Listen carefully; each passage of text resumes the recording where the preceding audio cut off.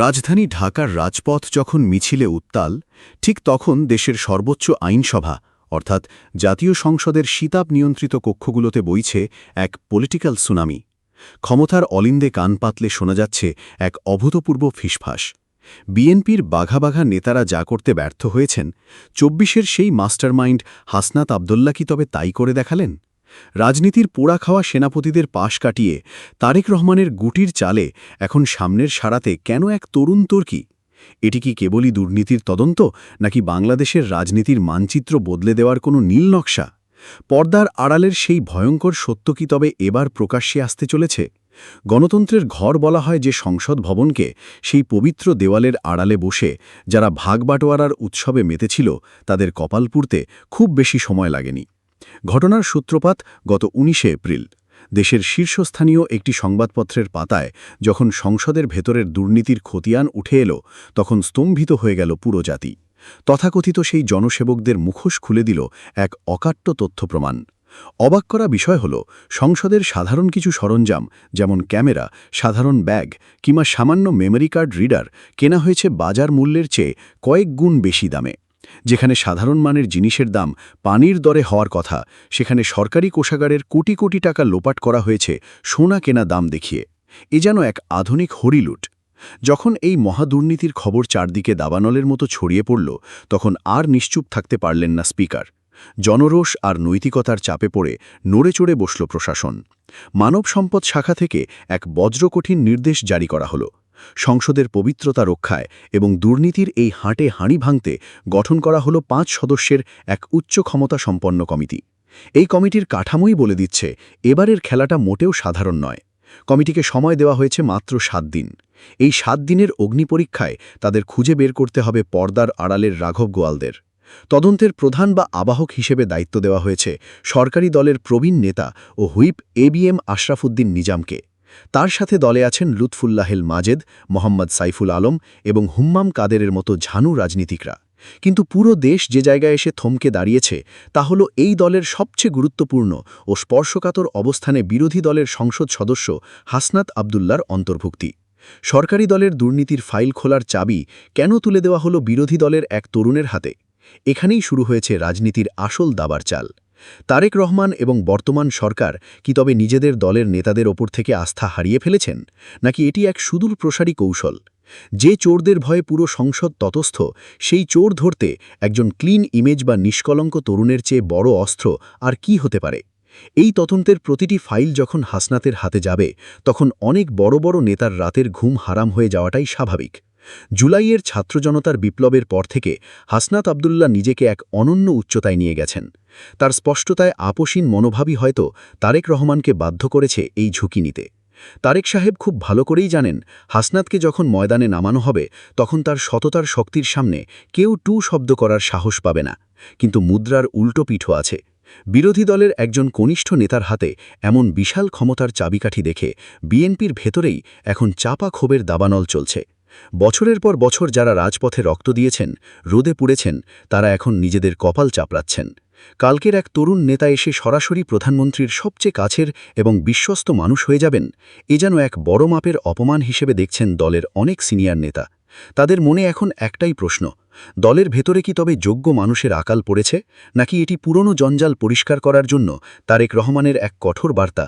হাসনাত যখন দুর্নীতির নথাপত্র উল্টা দেন, তখন কার কার নাম বেরিয়ে আসবে, সেই আতঙ্কে অনেকেরই এখন গলা শুকিয়ে কাঠ হয়ে গেছে। হাসনাত আবদুল্লার এই আধিপত্য কেবল তদন্ত কমিটির মধ্যেই সীমাবদ্ধ নেই। কিছুদিন আগে সংসদের ফ্লোরে দাঁড়িয়ে তিনি যা করেছেন, তা বাংলাদেশের সংসদীয় ইতিহাসে বিরল। সাধারণত সংসদ সদস্যরা নিজেদের জনদরদি দেখাতে গিয়ে বিলাসিতা ত্যাগের ভান করেন, কিন্তু হাসনাত করলেন উল্টোটা। তিনি সরাসরি সংসদ সদস্যদের কাজের সুবিধার জন্য সরকারি গাড়ি দাবি করে বসলেন। তার যুক্তি ছিল অত্যন্ত জোরালো এবং বাস্তবধর্মী। তিনি কোনো আরামায়েশের জন্য নয়, বরং দুর্গম এলাকায় মানুষের কাছে গিয়ে কাজ করার জন্য বাহনের প্রয়োজনীয়তার কথা তুলে ধরেন। কোনো রাগঢাক না রেখে, কোনো রাজনৈতিক ভান না করে এমন সত্য বলাটা ছিল এক বিরাট চমক। সেদিন ট্রেজারি বেঞ্চে বসে থাকা স্বরাষ্ট্রমন্ত্রীর সেই রহস্যময় হাসিটি কি খেয়াল করেছিলেন? অনেকে ভেবেছিলেন তিনি হয়তো উপহাস করছেন, কিন্তু রাজনৈতিক বিশ্লেষকরা বলছেন ভিন্ন কথা। সেই হাসি ছিল এক গভীর শ্রদ্ধার। একজন তরুণ সাংসদ হয়েও নিজের সীমাবদ্ধতা বা অভাবের কথা এমন সাহসের সাথে স্বীকার করাটা এখনকার সময় অবিশ্বাস্য। হাসনাতের এই সততার আস্ফালনই যেন সেদিন প্রবীণ মন্ত্রীর হৃদয়ে শ্রদ্ধার জায়গা তৈরি করেছিল। তিনি বুঝে গিয়েছিলেন এই ছেলের সাথে চতুরতা বা চালাকি চলবে না। তারেক হাসনাত এই নতুন রসায়ন কি কেবলই দুর্নীতির বিরুদ্ধে যুদ্ধ, নাকি এর পেছনে লুকিয়ে আছে কোনো বড় রাজনৈতিক স্বার্থ? কেউ কেউ বলছেন হাসনাতকে ব্যবহারের মাধ্যমে তারেক রহমান আসলে নিজের দলের ভেতরের আগাছা পরিষ্কার করছেন। আবার অনেকে মনে করছেন হাসনাত নিজেই তার মেধা আর দূরদর্শিতা দিয়ে নিজের রাজনীতির পথ প্রশস্ত করছেন। যাই হোক না কেন, রাজনীতির এই নতুন খেলায় এখন দাবার সব গুটি যেন হাসনাতের অনুকূলে। যারা তাকে কিছুদিন আগেও পাত্তা দেওয়ার প্রয়োজন মনে করেননি, আজ তারাই তার ভয়ে ততস্থ। 7 দিন সময়টা খুব সংক্ষিপ্ত মনে হলেও ক্ষমতার কেন্দ্রবিন্দুতে থাকা চোরদের জন্য এটি যেন অনন্তকালের প্রতীক্ষা। কমিটির প্রধান সরকারি দলের হুইপ হলেও সবার নজর এখন সেই তরুণ তুর্কির দিকে, যিনি ল্যাপটপের স্ক্রিন আর নথাপত্রের পাহাড়ে খুঁজে বেড়াচ্ছেন দুর্নীতির সূক্ষ্মতম সূত্রগুলো। খোদ সংসদ ভবনের লাইব্রেরি আর রেকর্ড রুমে যখন হাসনাত আবদুল্লাহ তার দল নিয়ে প্রবেশ করছেন, তখন অনেক কর্মচারীর হাত থেকে কফির কাপ কেঁপে উঠছে। এটি কি কেবলই একটি তদন্ত, নাকি রাজনীতির অপারেশন থিয়েটারে পচা গলা অংশ কেটে ফেলার শেষ চেষ্টা? তদন্তের প্রথম 4-48 ঘণ্টায় যা বেরিয়ে এসেছে তা কেবল আর্থিক তসরূপ নয়, বরং একটি সুসংগঠিত সিন্ডিকেটের ব্লুপ্রিন্ট। জানা গেছে স্পিকারের অজান্তেই সংসদের কেনাকাটা নিয়ন্ত্রণ করত এমন এক অদৃশ্য শক্তি, যাদের শেকড় অনেক গভীরে। হাসনাত যখন সেই ফাইলের পর ফাইল উল্টে দেখছেন, তখন সেখানে বেরিয়ে আসছে এমন সব নাম যাদের গায়ে হাত দেওয়ার সাহস এর আগে কেউ দেখায়নি। রাজনীতির ময়দানে তারেক রহমান এখন এক ধূর্ত দাবারুর ভূমিকায় আছেন। তিনি জানতেন নিজের দলের কাউকে দিয়ে এই তদন্ত করালে তাতে পক্ষপাতিত্বের তকমা লেগে যেতে পারত। তাই তিনি বেছে নিয়েছেন এমন এক তলোয়ারকে যার ধার কোনো রাজনৈতিক দলের কাছে বাঁধা নয়। হাসনাত আবদুল্লার ওপর এই অগাধ ভরসা আসলে তারেক রহমানের এক সুনিপুণ মাস্টার স্ট্রোক।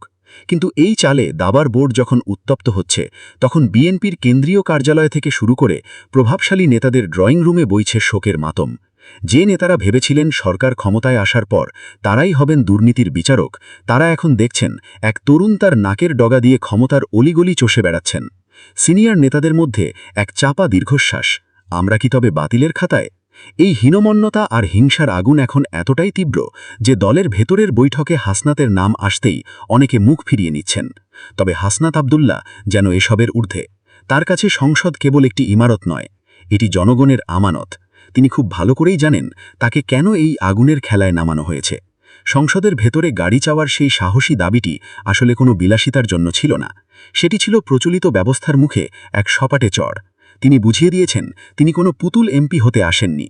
তদন্ত চলাকালীন এক প্রভাবশালী আমলা যখন তাকে বোঝানোর চেষ্টা করেছিলেন যে সব কিছু নিয়ম মেনেই হয়েছে, তখন হাসনাত মৃদু হেসে কেবল একটি প্রশ্ন করেছিলেন, যে ব্যাগ বাজারে 2000 টাকায় পাওয়া যায় সেটি 25,000 টাকায় কেন কেনা হলো?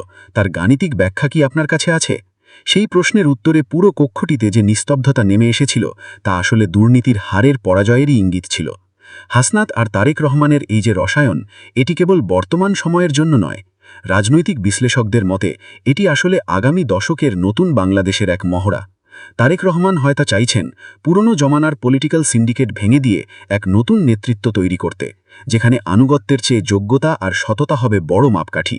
অন্যদিকে হাসনাতের এই উত্থান বিরোধী দল হিসেবে বিএনপির যেমন আশীর্বাদ, তেমনি এক বড় চ্যালেঞ্জও।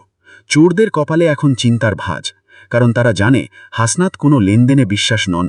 রাজনীতির এই রহস্যময় গোলকধাঁধায় হাসনাত কি পারবেন সেই অদৃশ্য শক্তির মুখোশ উন্মোচন করতে, নাকি খোদ ব্যবস্থার ভেতরে থাকা রাঘব বোয়ালরাই তাকে গিলে ফেলবে?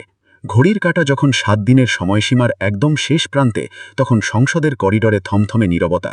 সবার মনে একটাই প্রশ্ন, সেই খাম কি আজ জমা পড়বে? তদন্তের ষষ্ঠ রাতে হাসনাত আবদুল্লার হাতে এমন কিছু নথি এসে পৌঁছায় যা পুরো সিস্টেমকে নাড়িয়ে দেওয়ার জন্য যথেষ্ট ছিল। সেই নথিতে কেবল কেনাকাটার গরমিল ছিল না, ছিল কয়েকজন রাঘব বোয়ালের ডিজিটাল ফুটপ্রিন্ট, যারা পর্দার আড়ালে বসে নিশাচরের মতো জনগণের টাকা শুষে নিয়েছে। অনেকে ভেবেছিলেন হাসনাত হয়তো কোনো এক পর্যায়ে আপোষ করবেন। অনেক বড় বড় জায়গা থেকে হয়তো ফোন এসেছিল প্রলোভন কিংবা সূক্ষ্ম হুমকি। কিন্তু 24-এর সেই অগ্নিপুরুষ জানতেন এই একটি তদন্তের ওপর নির্ভর করছে বাংলাদেশের সংসদীয় গণতন্ত্রের ভবিষ্যৎ।